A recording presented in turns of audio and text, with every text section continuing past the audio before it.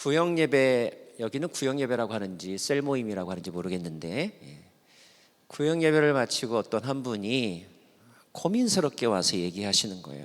목사님, 우리 구역은 분위기가 너무 안 좋아요. 좀 바꿔주세요. 왜요? 두 분이 맨날 싸워요.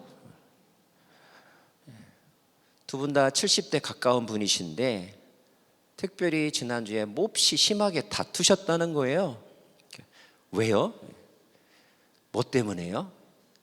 한국 정치 얘기하다가요. 윤 대통령이 어떻고, 야당의 이 대표가 어떻고, 좌파가 어떻고, 태극기 부대가 어떻고, 막 그러다가 언성이 높아지고 싸우더니 중간에 한 분이 나가셨다는 거예요. 그전에도 가끔 그런 일이 있어서 절대 교회 모임할 때 정치 얘기하지 말아라, 그렇게 단도리를 했음에도 불구하고 그날 또 그런 일이 발생했다고 하면서 어떡하냐고 그렇게 고민하는 이야기를 들은 적이 있습니다. 여러분은 안 그러시죠?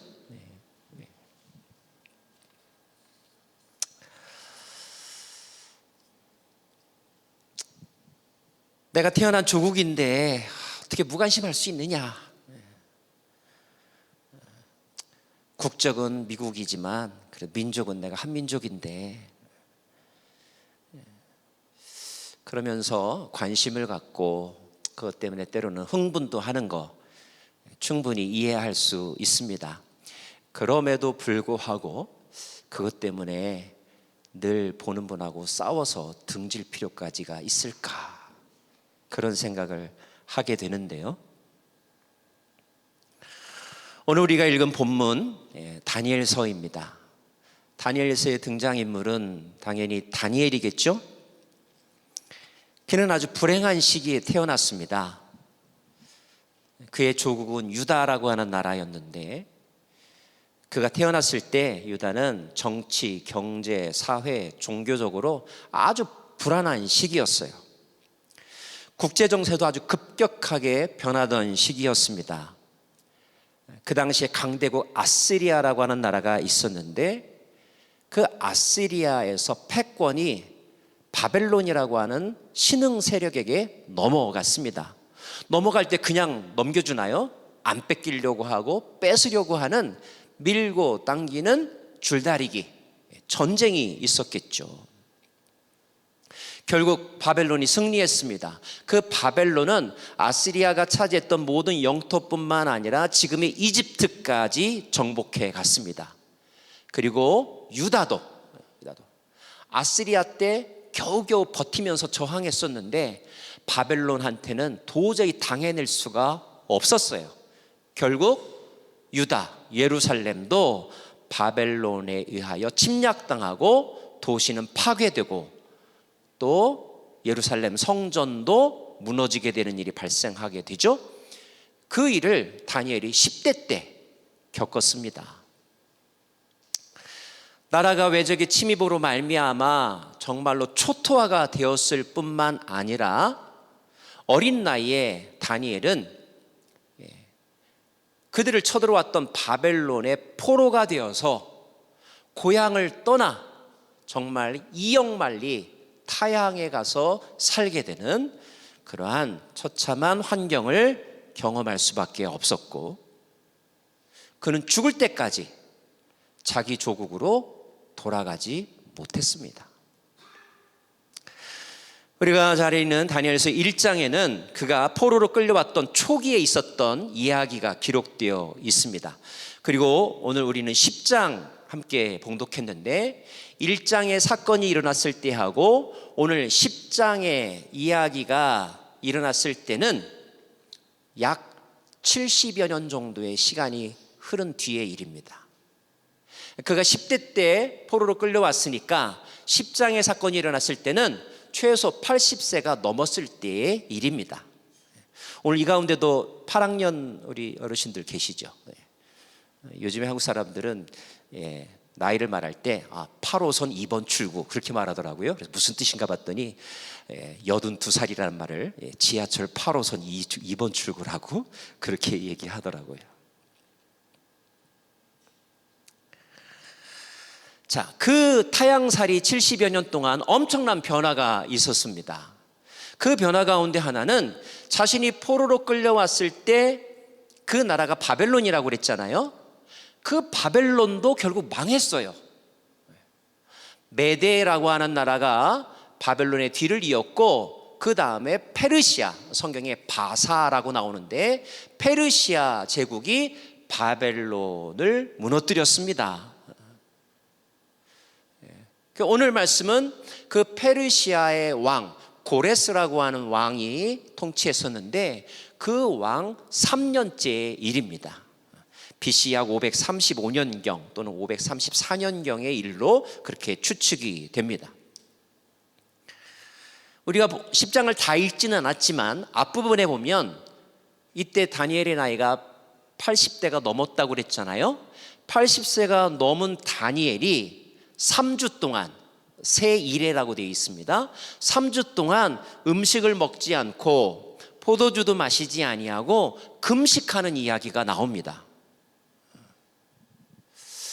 다니엘은 사실 그런 금식이 처음은 아닙니다. 그가 처음에 바벨론에 끌려왔을 때도 왕의 진미와 포도주를 먹지 않기로 결심하고 채식만을 했었던 때가 있었어요. 자, 그런데 오늘 10장에서도 다니엘이 음식을 절제하고 금식하고 있는 장면입니다. 도대체 고령이었던 다니엘로 하여금 그렇게 먹을 것을 절제하면서까지 그를 금식하게 만들었던 일은 무엇이었을까? 아마 굉장히 심각한 사건이지 않았겠습니까? 그의 마음속에 아주 답답하고 이대로 있으면 안 되겠다라고 하는 마음, 그런 위기감이 작동했을 것인데 도대체 그 일이 무엇일까? 우리가 궁금함 갖게 되죠. 몇 가지 상황적으로 추측할 수 있는 내용이 있고 또 본문을 통하여 우리가 추정할 수 있는 이야기가 있습니다. 그 중에 하나는요, 고레스 왕 3년이라고 그랬는데, 여러분 성경을 이렇게 잘 아시는 분, 특별히 포로기 역사를 잘 아시는 분은 페르시아 왕 고레스 3년째라는 이야기를 들으면 무슨 사건까지 떠올릴 수 있냐면, 페르시아가 바벨론을 정복하고 중앙아시아 중동 지방의 패권을 차지했을 때 그 고레스 왕이 칙령을 선포한 적이 있습니다. 근데 그 칙령은 당시 포로로 끌려왔던 사람들, 특별히 유대인들에게 큰 희소식이었는데, 그건 뭐냐면 너희들 더 이상 여기서 안 살아도 된다, 고국으로 돌아가도 좋다라고 하는 포로 귀환령, 해방령을 내렸던 거예요. 타양살이 몇 해던가 목놓아 울어보니, 근데 내가 고국으로 돌아갈 수 있다니 얼마나 기쁜 소식이었겠습니까? 그래서 사람들이 짐을 싸들고 꿈에 그리던 고향 땅으로 돌아가는 일이 발생했고요. 특별히 그 고레스 왕은 고향으로 돌아갈 뿐만 아니라 너희들이 그 땅에 돌아가서 너희들의 종교, 너희들이 믿는 하나님, 니들 마음대로 섬겨도 좋다. 그 땅에 무너진 예루살렘 성전, 그거 다시 지어도 좋다. 예루살렘 성전을 재건해도 좋다는 허락을 해줬거든요. 그러니까 하나님을 열심히 섬겼던, 신심이 특별했던 유대인들은 정말로 고레스 왕이 구세주같이 느껴졌을 거예요. 그 칙령은 복음 중에 복음이었을 거예요. 그래서 고국으로 돌아왔습니다. 이것을 1차 포로 귀환이라고 말하고요. 그 내용이 에스라서에 잘 기록되어 있습니다. 그런데 너무 좋은 일이지만 그때 다니엘은 너무 나이가 많아서 고국으로 미처 돌아가지 못했던 것 같아요.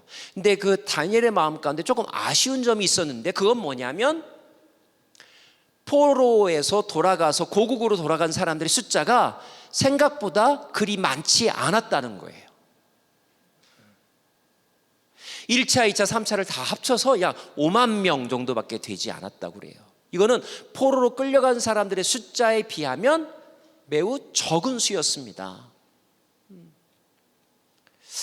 좀 더 많은 사람들이 돌아갔으면 더 좋았을 텐데 라고 하는 마음이 들었었던 것 같아요. 우리는 물론 이해할 수 있어요. 8.15 해방이 되었지만 사할린에서 살던 분들, 일본에 가서 살던 분들, 저 까레이스키, 또 중국 연변에서 살던 분들 다 고향으로 돌아온 게 아니잖아요. 그죠?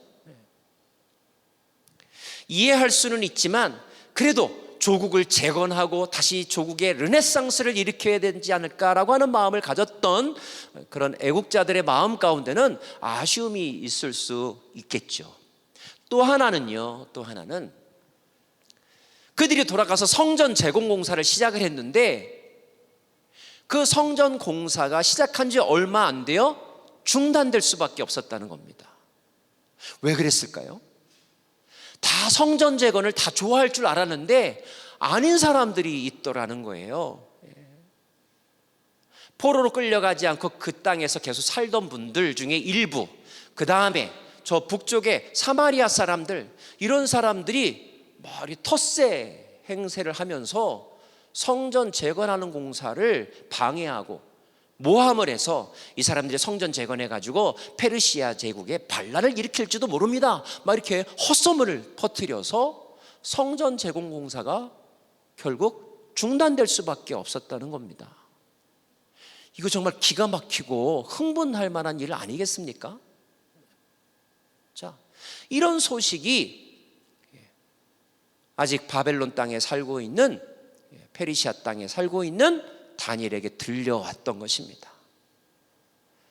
얼마나 답답했을까요? 안타까웠을까요? 가서 뭐라고 한 얘기 해주고 싶지 않았겠습니까?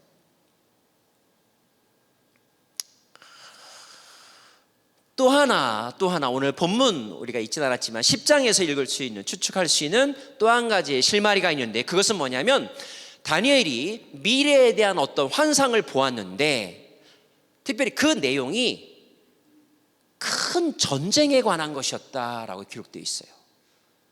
그러니까 전쟁에 관한 어떤 이야기, 전쟁에 관한 어떤 환상을 본 것입니다. 여러분, 우리가 6.25를 겪은 분, 그래서 6.25 그 트라우마가 있다고 말하잖아요.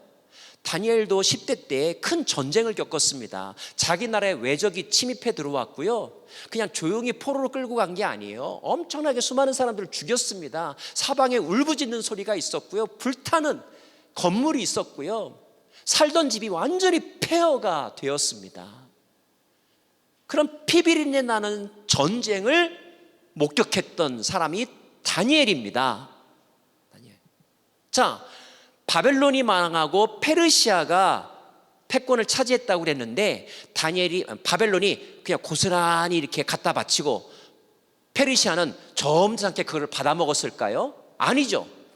그 바벨론과 페르시아 사이에도 엄청난 전쟁이 있었습니다. 다니엘은 짐작컨대 전쟁의 참혹함, 전쟁이 얼마나 인간을 비참하게 만드는지, 인간의 야만성이 얼마나 큰지를 목격했던 사람입니다. 그런데 또 다른 전쟁이 일어날 거라는 이야기, 그런 환상을 본 거예요. 그 전쟁은 보통 전쟁이 아니라 성경 말씀 표현해 보면 큰 전쟁이 날 거라고 하는 미래에 관한 이야기, 환상을 본 것입니다. 그러니까 마음이 답답했겠죠. 걱정됐겠죠.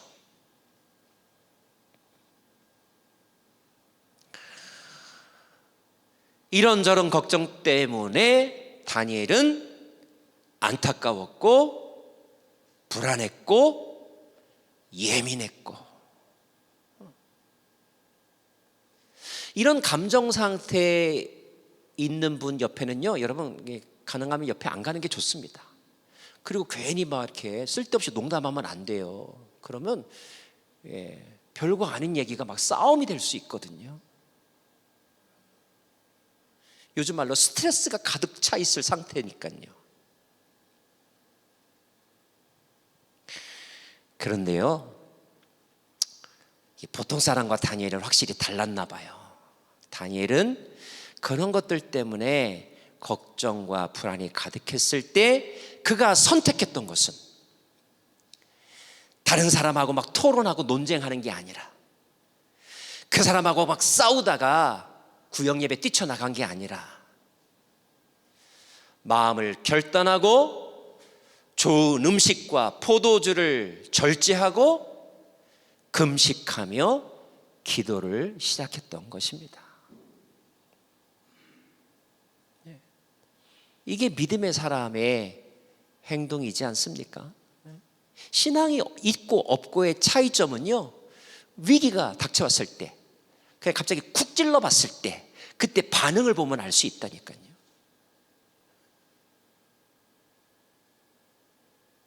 신앙의 인격이 갖추어지지 않은 사람은 쿡 찔러면 버럭 화를 냅니다. 욱 하잖아요. 그러나 늘 하나님의 말씀으로 마음을 다스리고 하나님을 신뢰하고 하나님의 마음을 품는 사람은 문제는 똑같이 나타나지만 문제에 대한 해결 방식이 다르다니까요.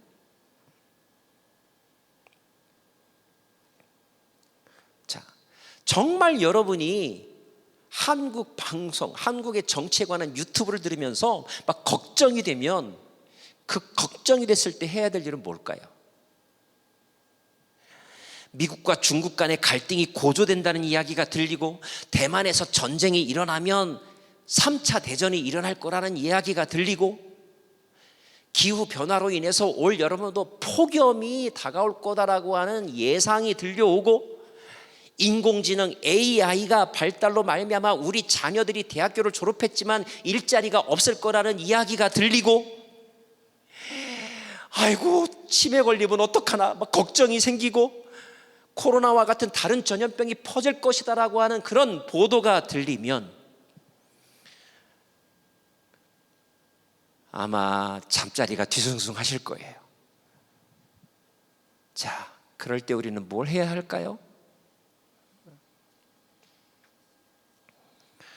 다니엘은 1장에서와 마찬가지로 뜻을 정했습니다. 익숙하던 것들을 딱 끊었어요. 꼭 금식만 하라는 것은 아닙니다. 그런 결단의 의지를 가졌다는 게 중요하죠. 그리고 기도했다는 것입니다.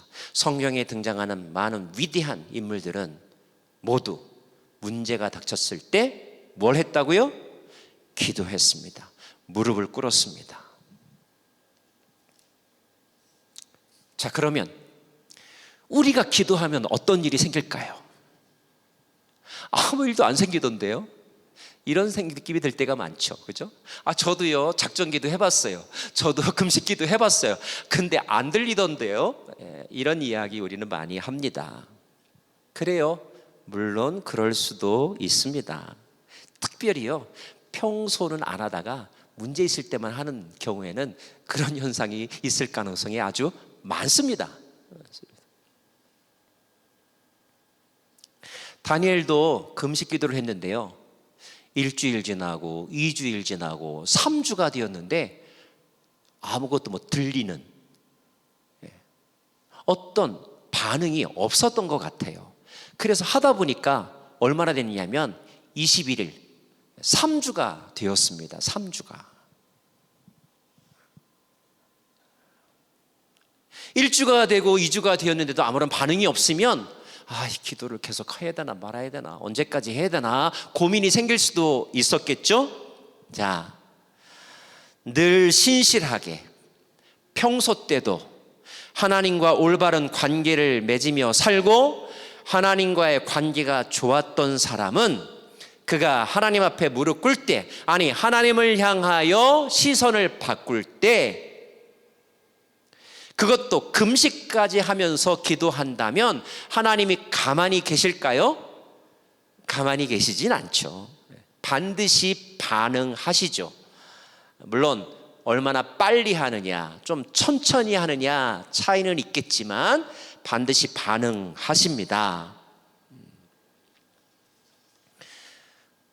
그래서 드디어 다니엘이 신비한 체험을 합니다. 4절 말씀 보면 그가 한 분을 봐요. 한 분을 보는데 그분은 세마포 옷을 입었고 우바스 순금띠를 띄었고 이런 장면이 나옵니다.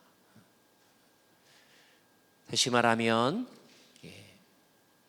하나님의 형상, 메시아, 신약의 용어로 그리스도를 경험하게 되는 거죠.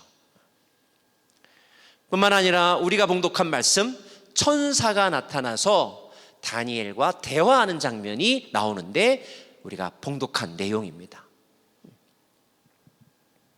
처음에 이렇게 되어 있죠. 10절 말씀입니다. 10절 말씀 띄워주시면, 그런데 갑자기 한 손이 나를 어루만지면서 떨리는 나의 손과 무릎을 일으켜 세웠다. 그가 내게 말하였다. 하나님께 큰 사람을 받은 사람 다니엘아. 옛날 개역 성경은 은총을 입은 자여 이라고 되어 있습니다. 자, 이제 내가 너에게 하는 말을 주의해서 들어라. 내 얘기 잘 들어. 지금 나를 너에게로 보내셔서 이렇게 왔다. 그러니까 이분은 지금 누군지는 정확하게 모르지만 천사라고 되어 있죠. 심부름꾼입니다. 심부름꾼. 그러니까 하나님이 다니엘에게 보내셔서 이제 왔다는 거예요. 다니엘이 그 얘기를 듣고 벌떡 일어섰다고 그랬죠. 자, 그가 내게 말하였다. 다니엘아, 두려워하지 말아라. 내가 이 일을 깨달으려고 하나님 앞에서 스스로 겸손하여지기로 결심한 첫날부터, 여기 밑줄 치셔야 돼요. 첫날부터. 무슨 첫날? 네가 이 뜻을 알기로 결심한 첫날부터. 그런 마음, 어떤 마음이요? 하나님 앞에서 스스로 겸손하여지기로 한 그 첫날부터 하나님은 내가 간구하는 기도를, 간구하는 말을 들으셨다. 첫날부터 하나님은 들으셨다는 거예요. 그리고 네가 간구하는 그 기도에 응답하기 위해 지금 내가 왔다. 저는 이런 천사의 음성이 여러분에게도 들려지기를 원합니다. 자, 그러면서 쭉 이야기하는데 간단하게 요약하면 이거예요. 첫째, 하나님은 네가 기도한 첫날부터 들으셨다, 이거고요. 둘째, 근데 왜 이제 왔을까? 왜 21일이나 왔을까? 그걸 설명해 줍니다. 그런데 방해자가 있었다. 그 방해자를, 오늘 말씀은 페르시아의 뭐라고 돼 있죠? 그 다음 말씀? 네. 페르시아 왕국의 천사장. 여기 천사장이라는 말을 썼으므로 사람이 아니라, 실제하는 인간이 아니라 어떤 영적인 존재를 말하는 거예요. 자, 페르시아의 어떤 영적인 세력, 다시 말하면 방해하는 세력이, 더 쉬운 말로 말하면 사단이 내가 오는 길을 방해했다. 그래서 내가 여기까지 오는데 21일이나 걸렸다. 이런 일도 일어날 수 있구나. 하나님은 바로 응답하려고 하셨는데, 응답하시는데 중간에 회방하는 자가 있어서 그 하나님의 뜻이 내 귀에 들리는 그때까지 시간이 좀 걸릴 수도 있구나. 여러분, 우리가 발견할 수 있죠. 그래요? 사단은 거짓말하는 자요, 회방자요, 살인자라고 예수님 설명해 주셨어요. 사단의 주특기는 좋은 일이 일어나는 걸 자꾸 고춧가루 뿌리는 거예요. 방해하는 일입니다. 하나님과 우리가 친밀하게 대화하고 즉시적으로 대화하기를 원하시는데 천사가 중간에서 자꾸 방해한다는 거예요. 그럼 또 우리는 이런 마음이 들 수 있죠. 천사가 방해한다고 그 일이 지체되면 하나님이 아니시지 않은 거 아닌가요? 그런 마음 들 수도 있죠. 예. 근데 결론은 뭡니까? 그러나 미가엘이 도와서 결국 내가 이렇게 도착했다, 이렇게 말하고 있습니다. 결국 하나님의 응답은 우리에게 온다는 것입니다. 잠깐 지체되었지만. 그럼 그 지체됐다는 의미가 뭘까요? 아마 이걸 거예요. 조금 지체됐더니 한 일주일 기도해보고 딱 그만두는 사람이 있는가 하면, 아직 음성이 들리지 않았지만 그래도 난 하나님밖에 없어요, 하나님 말씀해 주세요 라고 2주차도 기도하고 3주차도 기도하는 사람이 있겠죠. 아마 3주 만에 와가지고 얘가 기다리다가 그만 돌아갔을지도 몰라 라고 하는 마음으로 천사가 왔는데 아직도 거기서 기도하고 있네. 그러면 그 천사의 마음에 이 사람이 얼마나 이쁠까요? 즉, 기도가 조금 응답이 지체되는 그 기간은 우리의 믿음이 테스트 받는 기간이라고 말할 수 있겠죠. 그러면서 천사가 말하길, 이제 내가 지금부터 설명해 줄게. 앞으로 이런 일들이 닥칠 것인데 그 닥칠 일들의 의미는 이거야 라고 설명해 주시겠다고 이야기합니다. 여러분, 똑같이 고통을 겪는데요, 그 고통이 힘들기만 한 사람이 있는가 하면 그 고통이 오히려 감사로 여겨지는 사람이 있어요. 차이가 뭔지 아세요? 고통의 의미를 알면 고통이 고통스럽지 않습니다. 우리가 힘든 것은 그 고통이 주는 어떤 자극이 심해서가 아니라 그 고통의 의미를 모르기 때문에 힘든 거거든요. 근데 아무리 힘든 사건이 일어나도 그 고통의 의미를 알면, 의미가 해석이 되면 견딜 수 있는 것이고 감사가 터져나올 수 있는 것입니다. 천사가 와서 하는 말은 이거예요. 네가 본 환상, 그 큰 전쟁, 그래서 너 겁먹었지? 내가 설명해 줄게. 그 뜻은 이거야 라고 풀어주시겠다는 겁니다. 큰 전쟁이 안 일어날 거다, 이게 아니에요. 그 의미를 설명해 주신 겁니다. 저는 저와 여러분이 누려야 될 은혜 가운데 하나는요, 내 삶이 해석되는 은혜. 지금 이 상황이 해석되는 은혜가 있기를 원합니다. 자, 10장에 반복되어 나오는 표현이 있어요.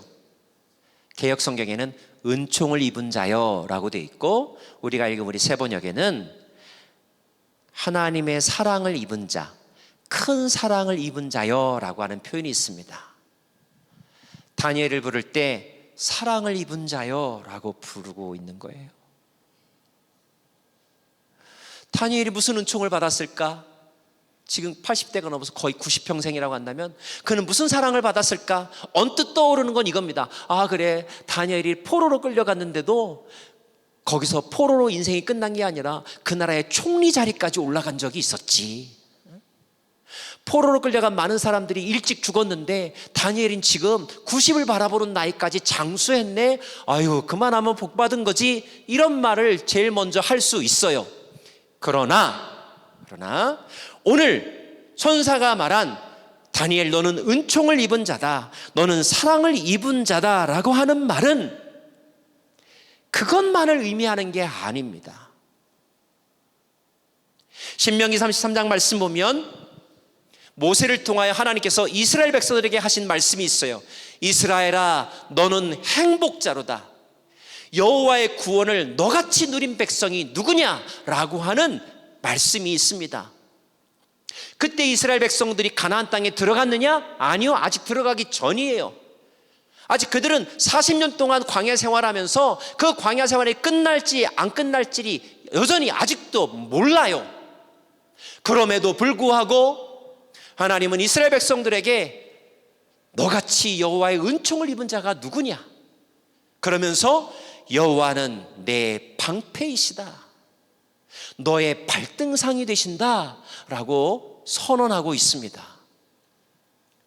다니엘이 은총을 입었다면, 다니엘이 은총을 입은 것은 그가 총리까지 올랐기 때문이 아니고 그가 90세까지 살아서가 아니라 그 이전에 하나님이 그를 기억하셨고 그를 선택하셨고 그리고 지금 그와 함께 계시다는 것, 이것이 다니엘이 기억하고 있는, 고백하고 있는 가장 큰 은혜임을 믿으시길 바랍니다.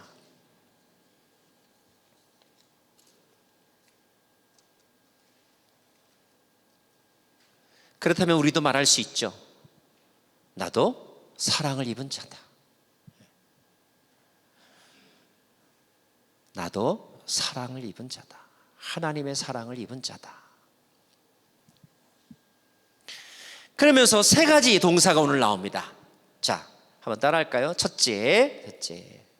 그 말씀이 몇 절 말씀이죠? 네, 오늘 10절 말씀인가 봐요. 네. 자, 한번 따라서 합시다. 자, 두려워하지 말라. 천사가 다니엘에게 하듯이 좀 한 번 더 따라해 주세요. 자, 두려워하지 말라.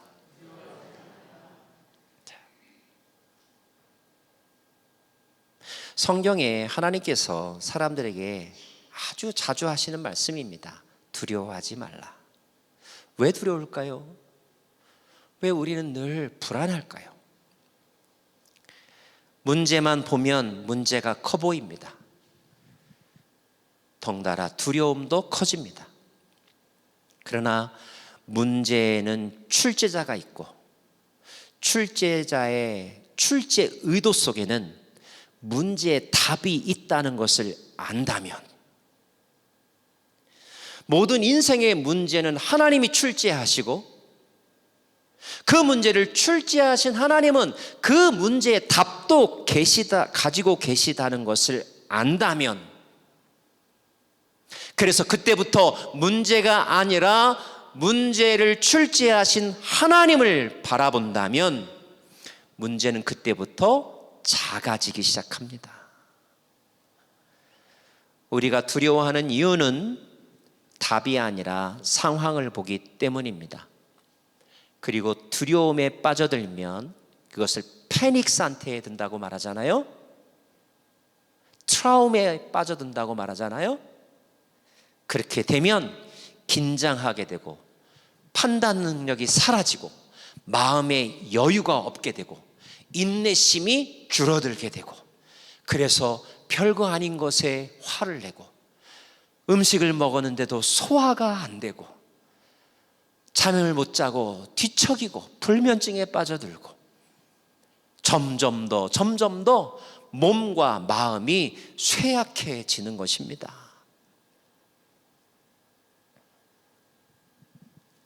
두 번째 하신 말씀 따라서 하십시다. 평안하라.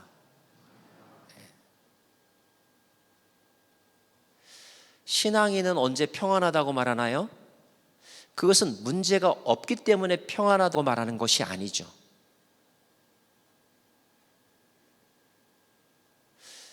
우리가 불안한 이유는, 평안을 잃어버린 이유는 문제 앞에 혼자 있다고 생각하기 때문인 것입니다.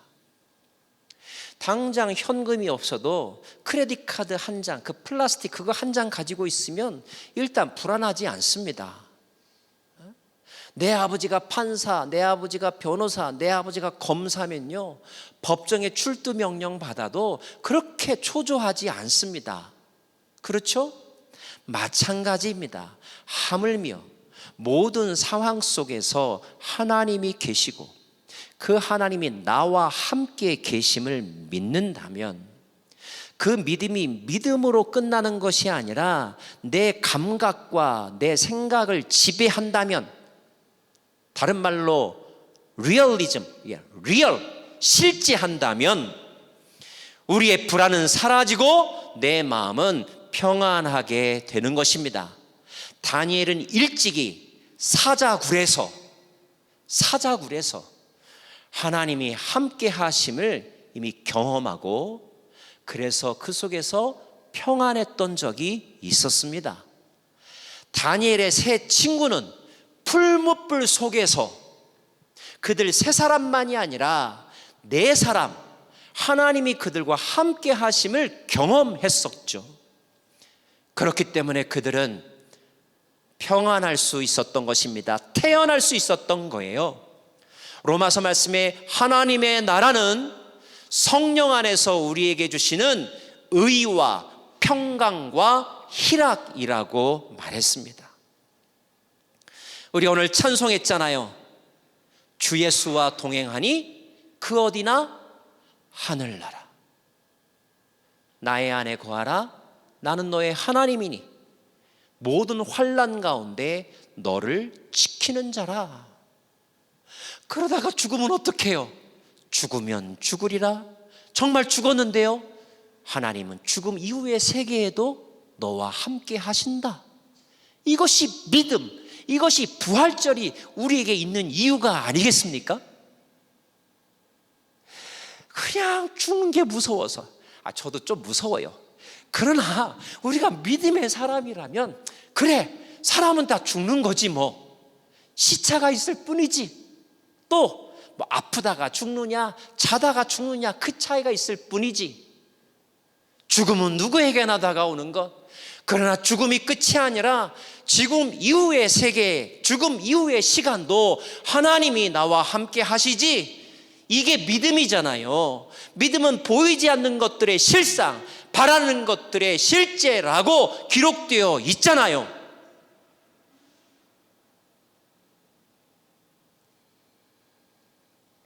세 번째, 따라 합시다. 강건하고 강건하여라. 강하라는 말이죠. 강하다는 말이 막 목소리 핏대 올려서 싸우라, 네 주장 큰 소리를 외쳐라, 이런 뜻 아닙니다. 말로 안 되면 집어 던져, 말로 안 되면 거리를 뛰쳐나가, 이런 거 아닙니다. 여기서 강하다는 것은 네 마음을 지켜라. 네 마음을 지켜라. 네 마음의 평강을 빼앗아 가려고 하는 악한 영과 두려움의 생각들, 불안의 영들과 당당히 맞서 싸우고 대적해라. 끝까지 네가 가고 있는 길, 끝까지 네가 가야 할 그 길을 좌로나 우로나 치우치지 말고 묵묵히, 빨리 가지 않아도 된다, 뚜벅뚜벅 한 걸음씩 걸어가라. 이제까지 해왔던 것처럼 선으로 악을 이겨라. 이제까지는 잘 참았는데 법을 지키는 자만 바보지 뭐, 나도 못 참아, 이러지 말고 한 번 더 법을 지키고 한 번 더 선을 행하여라. 그럴 때 사단은 힘을 잃을 것이며 불안은 사라지게 될 것이다. 강하고 담대하라 선포하고 있는 것입니다. 참 감사한 것은 이 말이 천사가 한 말이잖아요. 누구나 할 수 있는 어쩌면 좋은 말일 수도 있어요. 립서비스로 끝날 수도 있어요. 문제는 이 말이 단지 립서비스로 끝나지 않았고, 오늘 다니엘의 반응을 보면요, 천사님이 나를 강하게 해주셨습니다. 이 말은 뭐예요? 그 말이 나에게 씨앗이 되었고, 그 말이 나에게 힘이 되었고, 그 말씀이 나에게 용기가 되었다는 것입니다. 왜 그런지 알아요? 그게 하나님의 마음이었고 하나님의 말씀이기 때문에 그의 영혼을 살렸던 것입니다. 아직 앞으로의 상황은 아직 설명 안 들었어요. 그건 아직 몰라요. 바뀔지 안 바뀔지도 몰라요. 그런데 대개 보면요, 계획된 상황은 바뀌지 않아요. 뭐가 바뀌었어요? 다니엘의 마음이 바뀐 거예요. 예수님도 겟세마니에서 동산에서 경험하셨어요. 겟세마네 동산에 올라갈 때 예수님도 두려웠어요. 죽을 것 같았어요. 겟세마네 동산에서 예수님이 기도하셨어요. 기도를 끝났어요. 기도 끝냈더니 상황이 바뀌었나요? 아니요. 똑같이 원래 예정되었던 대로 체포조가 왔고 예수님 십자가 졌어요. 그러나 기도가 끝나고 난 다음에 예수님이 내려오는 모습을 성경은 얼마나 당당하게 그려주고 있는지 몰라요. 왜 그럴까요? 예수님이 다시 성령의 충만, 그래서 의연하고 두려움이 없고 강하고 담대하셨어요. 하나님이 주시는 잔을 받아 먹을 수 있을 만큼 그는 강력한 하나님의 사람이 되었던 것이죠. 다니엘도 그런 일을 경험하고 있는 것입니다. 말씀 마무리할게요. 여기 이민생활 10년 차도 계시고 40년 차도 계세요. 3, 40대도 있고 8학년, 9학년도 계셔요. 여러분의 요즘 걱정은 뭡니까? 조국을 생각해도 걱정, 남은 인생 어떻게 사나 걱정, 신분 문제 걱정, 자녀 문제 걱정, 돈 돌아버리겠네 걱정, 노후 문제 걱정, 걱정, 걱정, 걱정. 그렇게 걱정이 가득하니까 말을 못 걸겠어요. 말 걸으면 싸워요. 얼마나 신경질적인지 몰라요. 주님은 염려와 걱정만으로는 해결되는 문제가 없다고 말씀하십니다. 키 한 자도 늘릴 수 없다고 말씀하셨잖아요. 여러분 한번 따라서 하실래요? 걱정할 힘이 있으면, 여러분 걱정도요 힘이 있어야 걱정하는 거예요. 걱정하는데 얼마나 에너지가 소모되는지 아세요? 걱정할 힘이 있으면 그 힘으로 기도하시기 바랍니다. 절박하면 금식도 해보세요. 그러면 주님께서 응답하실 겁니다. 여러분의 마음에 평강을 주시고 다시 여러분을 강하고 담대하게 일으켜 세워주실 것입니다. 그래서 기도를 잘 마치고 나면 여러분은 그럴 거예요. 아이, 걱정 안 해. 잘 될 거야. 왜? 하나님과 함께 하는데 뭐? 이렇게 말하실 수 있을 거예요. 그렇게 긍정적인 말을 하면 여러분 옆에 와가지고 커피 사주겠다는 분이 나타날 겁니다. 따라합시다. 나는 하나님의 큰 은총을 받은 자입니다. 기도합시다. 기도합시다.